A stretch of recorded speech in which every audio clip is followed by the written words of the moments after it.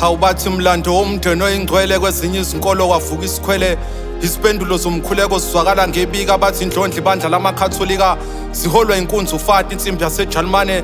Zitha zikaThixo ngomkhuleko siyazixosha mase kufika umabamba iqhaza impini omhlaba njengesosha. Uchwepheshe ngokuthatha izinqumo. Khumbula kaMariya ocwebileyo ngomkhosi wokumnikeza udumo.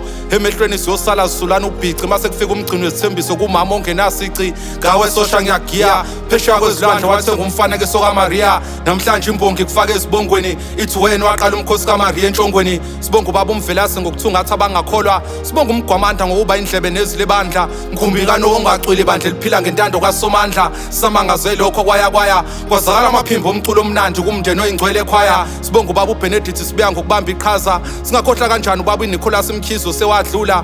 Phosi ibandla lamakhatholika ngezwi likaThixo bani yosihlula. Kwamanye amakhwaya kwavuka inzondo umndeni oyingcwele ekhaya mawuqoqa izindondo. Lapho zaziholwa ubaba uEB Ngcobo naso laloko bandayo. Kemba yezwi likaThixo ehlaba abayizondayo. Indumandumane ehlula amabandla. Kufakaza ngisho izintaba zaseMpumalanga Township Hamasteli. Sika yebandla yabunjwa ngedwala. Singakhohlwa kanjani izijumelo zababa uThomas Gwala. Bandla eliqonda ngokungcono uKristu abayisisekelo sakho konke. Namhlanje sigubha iminyaka engama50 ukuthokoza ngisho imvelo ngaphesheya komganu. Phatha bandla lamakhatholika phatha. Nayikhumbula ikhwaya encane ayiphethe uMambatha. Sizibophezela ukulalela ivangeli nokuthandana ngokukholwa umoya ocwebileyo. Bathi ukhakha amanzi olukha amanzi. Esibeni senhlanzi kubanze ekujuleni. Udondoshiya lamaRoma oluhle ngamashiya. Imbenga igwinya imnikela insimi yahluma nezithelo. Phatha bandla lamakhatholika phatha. Bathi indumandumane ehlula amabandla.